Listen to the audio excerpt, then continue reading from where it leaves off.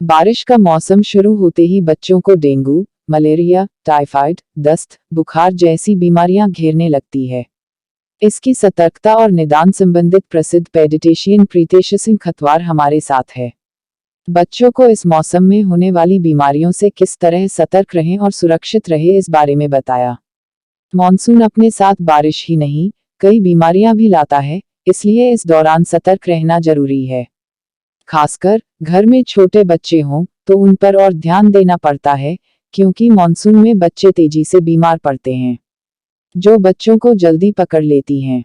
यहाँ मॉनसून में होने वाली बीमारियों के साथ ही उनके कारण, लक्षण और बचाव भी बताए गए हैं। निम्न बातों का ध्यान रखकर बच्चों को मलेरिया से बचाया जा सकता है। घर और उसके आसपास साफ सफाई रखें, ताकि वहां मच्छर पैदा न हो। बच्चों को मच्छर से बचाने के लिए कमरे में मच्छर भगाने वाले हर्बल लिक्विड का इस्तेमाल करें। पूरी आस्तीन वाले कपड़े पहनाकर ही शिशु को बाहर लेकर जाएं। बच्चों को मॉस्किटो बाइट से बचाने के लिए मॉस्किटो रिपेलेंट क्रीम का उपयोग करें। बच्चे के साथ अगर कोई ट्रिप प्लान कर रहे हैं तो उससे पहले डॉक्टर से मिलें। डॉक्टर मलेरिया से बचाव के लिए एंटी मलेरियल दवाएं दे सकता है। नमस्कार, आज नागपुर महाराष्ट्र से सुप्रसिद्ध बाल रोग विशेषज्ञ डॉक्टर प्रीतेश सिंह खतवार सर हमारे साथ है। आइए जानते हैं बारिश में होने वाली बीमारियों पर एक नजर डालते हैं, जानते हैं क्या होती है बीमारियां बारिश के दिनों में। विशेष चर्चा में सर, बरसात की अगर हम बात करें, बरसात के मौसम में कौन कौन से बीमारियों को लेकर पेशेंट आप बताते हैं? जी, सबसे पहले नमस्ते आपके सभी प्रेक्षकों को मेरी तरफ से हैप्पी मानसून। जैसे कि आपने पूछा कि किस चीज़ों के लिए बच्चे अस्पताल में आते हैं, तो हमें पता है कि जैसे मानसून शुरू होता है तो बहुत सारी बीमारियां होती है जो बच्चे जनरली मानसून में देख के आते हैं, जिसमें बहुत सारी वायरल बीमारियां होती है, तरह तरह की बीमारी होती है। अपन देखते हैं जैसे कि स्किन की बीमारियां भी दिख के आती है, कुछ बच्चों को रेस्पिरेटरी इन्फेक्शंस दिख के आते हैं और कुछ बच्चों को गट रिलेटेड इन्फेक्शन होते हैं। इसके अलावा कुछ बीमारियां मच्छर से पैदा होने वाली बीमारियां भी दिख के आती है, जैसे कि हम डेंगू, मलेरिया, इस तरह की बीमारियां हमें मतलब बढ़ के दिखती है इस मानसून सीजन।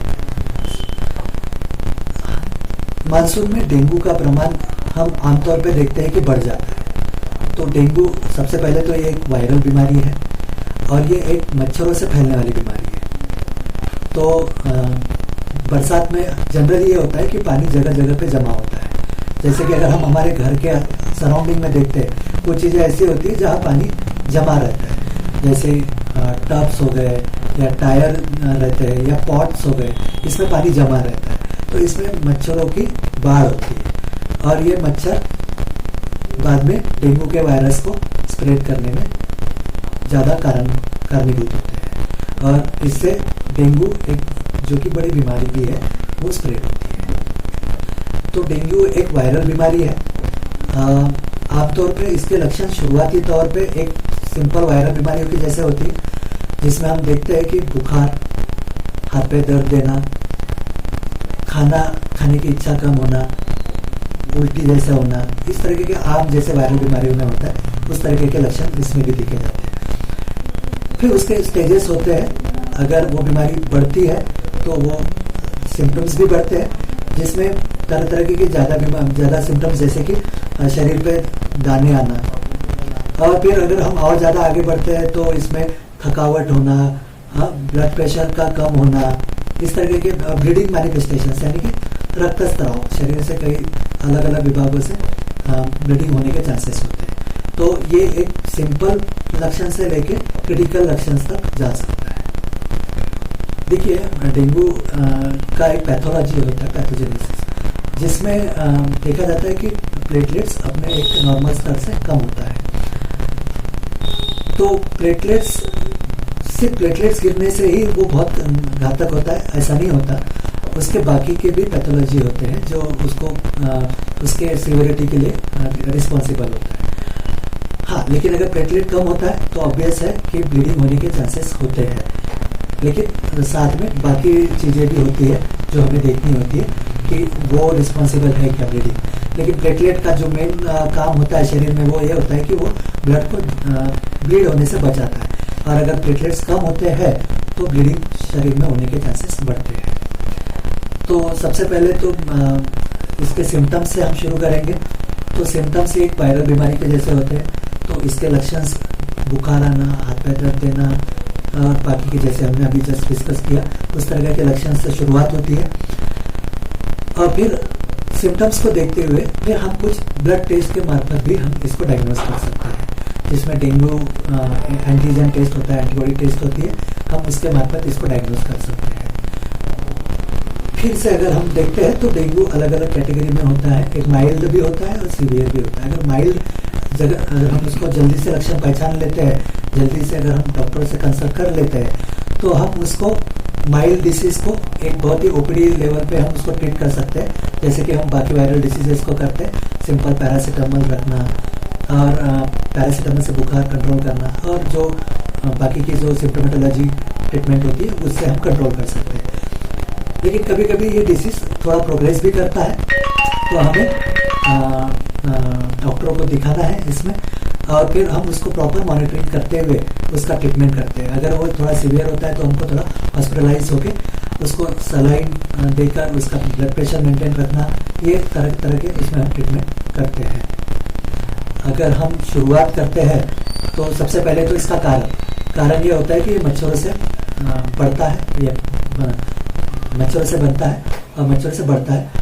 तो जो चीज़ें मच्छरों को बढ़ावा देती है वो चीज़ों को हमें प्रिवेंट करना है। जैसे कि हमने पहले ही बोला कि जैसे जो चीज़ों में पानी जमा होता है उस चीज़ों को हमें कंट्रोल करना है। मॉस्किटो बाइट्स बढ़ जाते हैं तो बच्चों को हमें मॉस्किटो बाइट से बचाना है। उसके लिए बच्चों को हम मॉस्किटो रिपेलेंट्स का यूज़ कर सकते हैं, आप मॉस्किटो नेट्स का यूज़ कर सकते हैं। अगर छोटे बच्चे हैं तो हम उसको मॉस्किटो नेट्स में रख सकते हैं। ड्रेसेस थोड़े से फुल ड्रेसेस पहने तो मच्छरों का काटने का चांसेस थोड़ा कम हो जाता है, तो फुल स्लीव्स के ड्रेस हम बच्चों को दे सकते हैं। इस तरीके से हम बच्चों को उस मॉस्किटो बाइट से बचा सकते हैं। फिर बाद में अगर फीवर, अगर उस तरह के सिम्टम्स अगर आते हैं तो हम तुरंत डॉक्टर का ओपिनियन ले सकते हैं। उसमें ज़्यादा से ज़्यादा हाइड्रेशन शरीर का मेंटेन रखना है, पानी बचाना है, और अगर सिम्टम्स आते हैं तो डॉक्टर उसको दिखाना है। तो जैसे कि हमने अभी तक बोला है कि वायरल डिसीजेस और बाकी बहुत सारी डिसीजेस इस मानसून सीजन में बढ़ जाती है, तो हमें स्पेसिफिकली बच्चों के इम्यूनिटीज़ पे थोड़ा ज़्यादा ध्यान देना है। इम्यूनिटी के लिए हमें उनके न्यूट्रिशन पे थोड़ा ज़्यादा ध्यान देना है। एक अच्छा आहार अगर रखेंगे तो बच्चों का इम्यूनिटी बना रहेगा। उसके लिए हम फ्रूट्स वेजिटेबल्स का एक रेगुलर सेवन करते रहे। दूसरा, मच्छरों से हमें थोड़ा सा प्रिवेंट करना है। मच्छरों जहाँ पे डेवलप होते हैं उन चीज़ों को हमें थोड़ा साफ सफाई रखना है। दूसरा, हम मॉस्किटो रिपेलेंट्स, मॉस्किटो नेट्स वगैरह यूज़ करके हमें बच्चों को उनसे बचाना है। हम यहाँ पे 1 दिन के बच्चे से लेकर 18 साल तक के बच्चों को देखते हैं। इसमें हम बच्चों के सभी तरह की बीमारियों को कैटर करते हैं, राइट फ्रॉम वायरल डिसीजेस से लेके सारी डिसीजेस। छोटे बच्चों में हम इम्यूनाइजेशन, वैक्सीनेशन, नेबुलाइजेशन, ये सारी सर्विसेज देते हैं, और न्यूट्रिशन रिलेटेड जो एडवाइस होती है वो सब हम यहाँ पे देते हैं।